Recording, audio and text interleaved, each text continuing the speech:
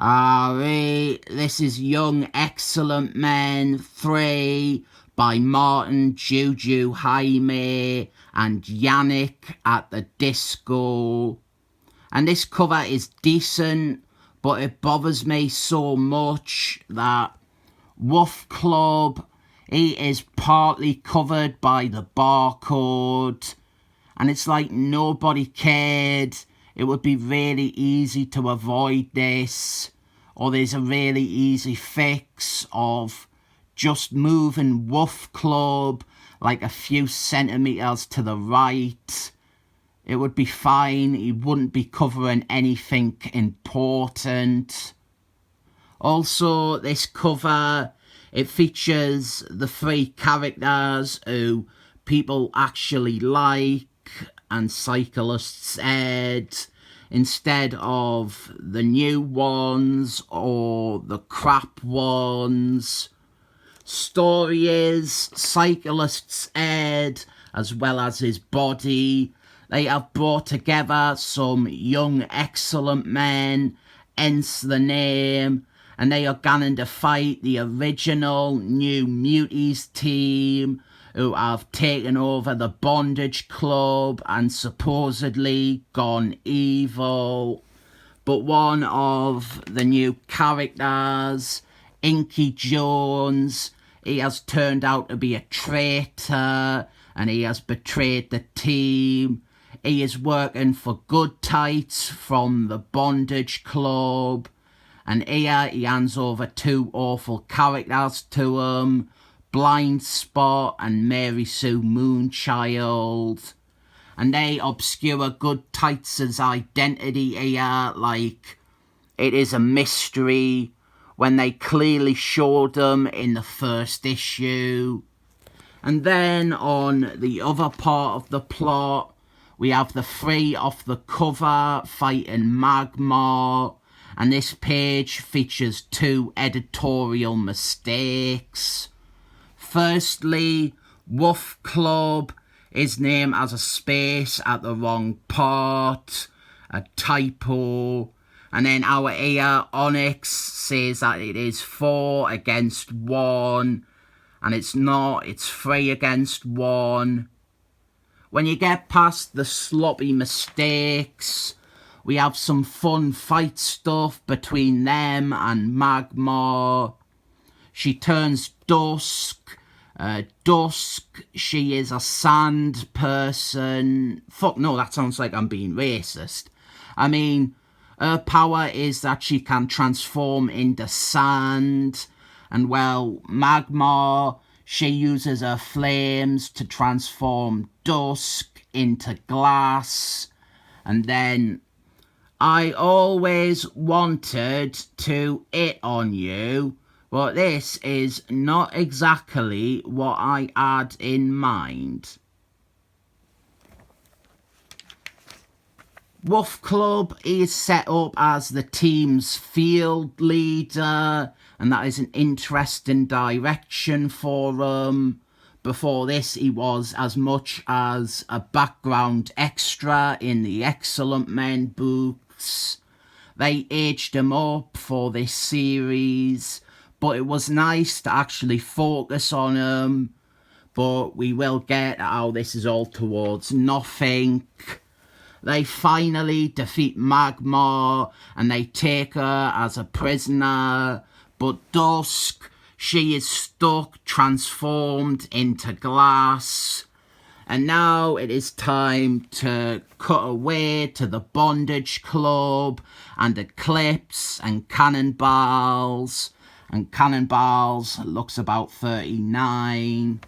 And then Inky Jones, he returns to the team's headquarters and talks to Cyclist. I was going to say that Inky Jones's allegiances are the most compelling or intriguing thing going on in this book. But then I sat down and I realised it is the only character arc going on in this book. Everyone else is a flat line, All Dusk has done is get turned to glass.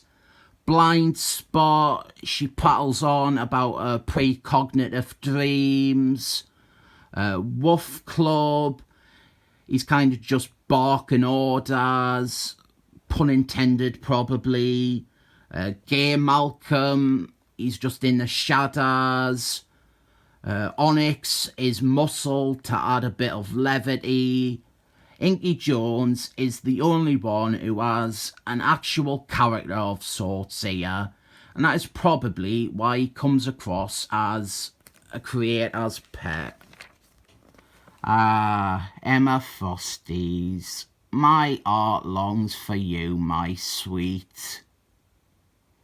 And then we have Gay Malcolm, the new character. He finally gets some major page time, but this is all just teasing another new character and the worst of the bunch.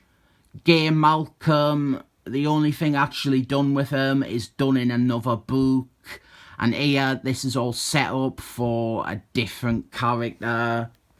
So Mary Sue Moonchild and Blind Spot, they are being held prisoner by Good Tights. And now it's time for a debrief when the rest of the team return to Cyclist with Magma and Dusk. And we have a Wolf Club non-scene. It is not giving them a character. It's just writing up the story. This is just Cyclist telling them what the team are going to do next. This book consistently has these scenes that would be the ideal place to explore characters, but it instead just talks up the plot. I did like this bit though. They tried to use the Danger Room hologram training sequences to hologram up a bunch of excellent men doctors to try and transmute Dusk back into her sand form. I thought that was a clever idea, and this is circa Uncanny Excellent Men 212, the Muty Mascara crossover. Next, we have 2 pages of an unconnected subplot as 2 Nobodies with similar tattoos to Inky Jones get into a fight, and our ending is pathetic because it's the reveal that Good Tights is the bad guy, which you would never have seen coming because he was only seen at the start of issue 1 in Blind Spot's dream, and then also about 7 pages ago when we were reminded of the dream. Oh, there is an awful film. I remember when I saw this, I thought it was like the death of cinema. Maybe it was, and it just took 15 years to take. This is readable, and this is better than the film and Cock. Let's leave it at that. This comic is better than and Cock. 7 thumbs up.